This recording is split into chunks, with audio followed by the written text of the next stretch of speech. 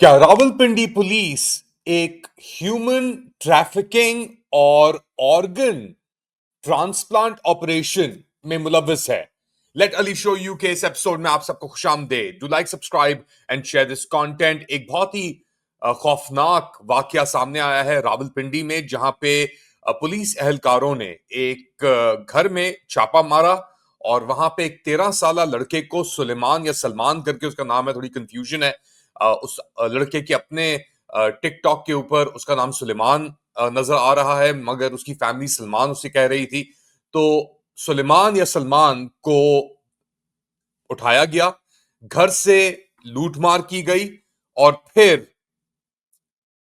क्या हुआ, सुने उस फैमिली की कहानी कि बच्चे को सेहतमंद उठाया गया और फिर उसके साथ क्या ज्यादती की गई और उसके जिस्म के साथ क्या हुआ, वो हम आपको आगे बताते हैं।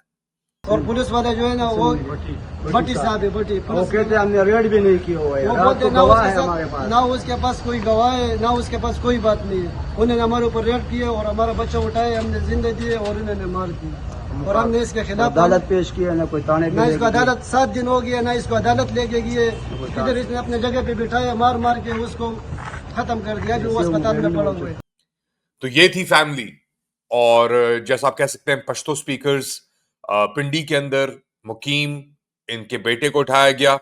और जो वीडियोस आ रही हैं, मैं आपको वो वीडियोस नहीं दिखा सकता क्योंकि उसके अंदर वाजे तौर पे पूरा जिस्म कटा हुआ है और सील्ड अप हुआ है, यहां तक कि आंखें भी निकाल दी गई हैं उस बच्चे की। और रावलपिंडी पुलिस कह रही है हमने तो उस बच्चे को उठाया ही नहीं, और उसकी बॉडी बेसिकली मॉर्ग में भेजी गई और ये सब चीजें उसके बाद हुई। कैसे, किस दिमाग से ये लोग ये सब चीजें कर रहे हैं? एक लाकानूनियत तो फैली हुई है पाकिस्तान के अंदर, मगर जो किडनी और ऑर्गन ट्रेड है, और बेसिकली इसने कई खानदानों को तबाह कर दिया है। अब पिंडी से कुछ ही दूर आपके पास इस्लामाबाद डी चौक है, और वहां पे भी लोगों के ऊपर गोलियां चलाई गई और जिस्म अबडक्ट किए गए, बॉडी स्नैचिंग हुई, और फिर कहां गई वो बॉडीज हमें आज तक नहीं पता लगा। और एक सप्रेशन मूवमेंट भी जारी है उस वाकये को, इस्लामाबाद मैसेकर को लेकर। लेकिन ये बात इतनी खौफनाक है कि एक बच्चे को उसके घर से उठाया गया और उस पर तशद्दुद किया गया, उसके ऑर्गन्स गायब किए गए, और फिर पुलिस के पास कोई अकाउंटेबिलिटी, कोई भी चीज मौजूद नहीं है। यही अनअकाउंटेबिलिटी, इनअकाउंटेबिलिटी की लहर एक चल रही है पूरे पाकिस्तान के अंदर। दूसरी जानिब अहमद फरहाद की वाइफ एहलिया की कोर्ट में पेशकश हुई, और उन्होंने कोर्ट के अंदर कहा उनके ऊपर बेसिकली कत्ल के मुकदमा चल रहे हैं, क्योंकि अहमद फरहाद जो पोएट हैं, हमारे शो में भी आ चुके हैं, वो बहुत बढ़ चढ़ के बोले हैं, उन्होंने बहुत एक्सपोज किया है जो बर्बरियत और फस्तायत चल रही है पाकिस्तान के अंदर आर्मी की तरफ से, उस चीज को। और अब उन्होंने, उनके साथ जो ज्यादतियां हुई हैं, उन्होंने सोशल मीडिया से को खुदा हाफिज कर दिया है, और उनकी बेगम की पेशी हुई कोर्ट के अंदर, यही दफा 804 या किसी उसके तहत, जिसके ऊपर उनको फॉल्स, उनके ऊपर चार्जेस लगाए गए हैं। और उन्होंने जब जज से कहा, फीमेल जज थी ये, कि मुझ पे तशद्दुद हुआ है, तो आगे से जवाब क्या है फीमेल जज का? हमें तो दिखाएं कोर्ट को कहां आपके साथ तशद्दुद हुआ है, वो कौन से आपके एरिया से जिस्म के अंदर जहां पे आपके साथ तशद्दुद हुआ है। कोई भी निजाम ऐसे कैसे चल सकता है जहां पे एक 13 साल के बच्चे को अबडक्ट किया जाए पुलिस से, और फिर उसकी बॉडी जब मिले तो वो कटी हुई हो, जब कोर्ट के अंदर पेशी हो ऐसे इल्जामात के ऊपर जिनकी कोई बुनियाद नहीं है, सिर्फ तशद्दुद और बर्बरियत फैलाने के लिए, और आगे से जवाब ये मिले, जज ये कहे दिखाओ तो हमें कहां हुआ है तुम पे तशद्दुद, तो आप,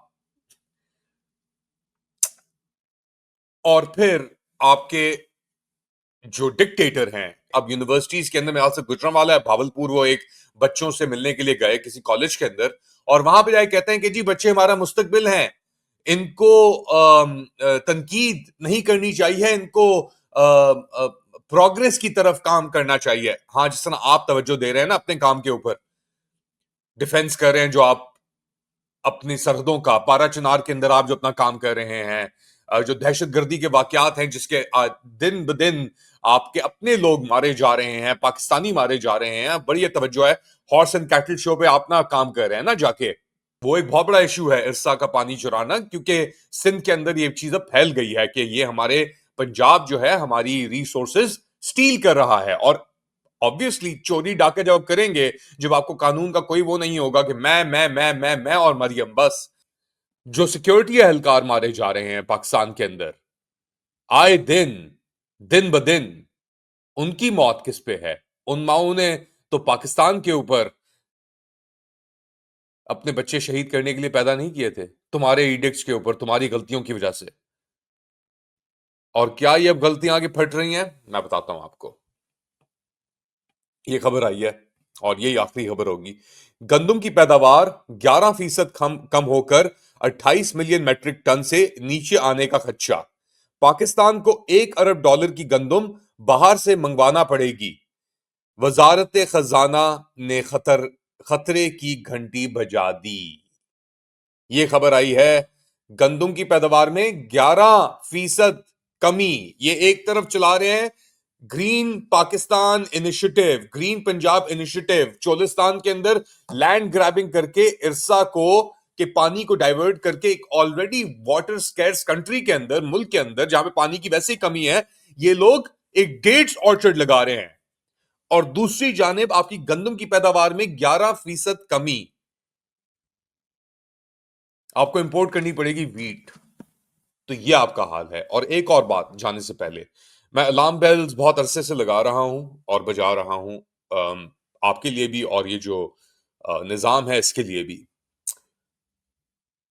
आईएमएफ की टीम आने वाली है पाकिस्तान, और अब जो इतलात मेरे पास आ रही हैं कि ट्रंप इंतजामिया जो है वो आईएमएफ और वर्ल्ड बैंक की फंडिंग को कट करेगी अपने नेक्स्ट फेज के अंदर। और ये बात अब आप जाके इसको गूगल भी कर सकते हैं, इसके ऊपर रिसर्च भी आ रही है बहुत सारे कमेंटेटर्स भी इस पे बात कर रहे हैं। मेरी जो बातें हुई हैं उसके अंदर एक बात वाज़ेह है कि पैसे, हर चीज पैसे से जुड़ी हुई है अमेरिका के अंदर इस वक्त।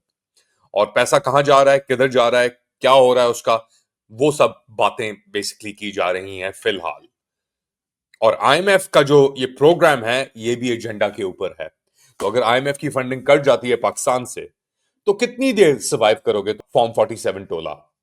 अब उनको खुद नहीं पता कि वो फॉर्म 47 के हैं कि फॉर्म 45 के हैं। तो ये पीपल्स पार्टी के लीडर हैं नासिर हुसैन, ये बात कर रहे थे एक जलसे के ऊपर सिंध के अंदर कहीं, और इनके मुंह से कुछ निकल गया। तो वो एक मुख्तसर सा सुने और फिर बात को आगे बढ़ाते हैं। और फिर ये जो अभी 2024 आया, जिसमें बहुत बातें होती हैं फॉर्म 45 और 47 की, लेकिन अल्हम्दुलिल्लाह पाकिस्तान पीपल्स पार्टी के जितने लोग यहां बैठे हैं वो सब फॉर्म 47 वाले हैं। तमाम मुश्किलात के बावजूद फॉर्म 47 वाले भी अब खुद एडमिट कर रहे हैं कि हम फॉर्म 47 वाले ही हैं, और हम फॉर्म 47 की बुनियाद के ऊपर ही आए हैं और आते रहेंगे अगले कुछ सालों तक। खैर, आप क्या समझते हैं बताएं मुझे कमेंट सेक्शन के अंदर। Do like, subscribe and share this content. Ramzan मुबारक। रमजान के अंदर ऐसी खौफनाक खबरों के साथ हम आपको डिप्रेस तो नहीं करना चाहते, मगर अपने आप को एक शुतुरमुर्ग करने से बेहतर है कि आप उस बर्बरियत उस फस्तायत का अंदाजा लगाएं जो इस वक्त पाकिस्तान में हो रही है, जैसे गाजा में हो रही है। फॉर एग्जाम्पल, नेतन्याहू ने जो एड सप्लाईज थी, ह्यूमैनिटेरियन एड थी, इमदाद थी, उसके ऊपर ओके सीजफायर वायलेट किया। फिर उसके बाद जो एक्सटेंशन के ऊपर अग्री किया, वो हम से कहा कि भैया तो आप तो वायलेट कर रहे हैं ओरिजिनल सीजफायर जो प्लान था फेज 1, फेज 2, फेज 3 का। उसके बाद इन्होंने रमजान शुरू होते ही इन्होंने जो इमदाद थी वो बंद कर दी। जाहिर सी बात है, जो आमरीत है ये मेंटेन तो यहां से ही हो रही है ना। यूएई कहां है, सऊदी अरबिया कहां है, पाकिस्तान ने किसको अपनी सहूलत दी, किसके सहूलतकार हैं ये? मगर हर चीज का इख्तिताम होता है, हर चीज अपने इख्तिताम को पहुंचती है और फिर उसके बाद नई शुरुआत होती है किसी चीज की। और अब एक नई शुरुआत हो चुकी है, क्योंकि कोई भी यूनिवर्सिटी लेक्चर्स, कुछ भी ऐसी चीज आसिम मुनीर को नहीं बचा सकेगी। अल्लाह हाफिज।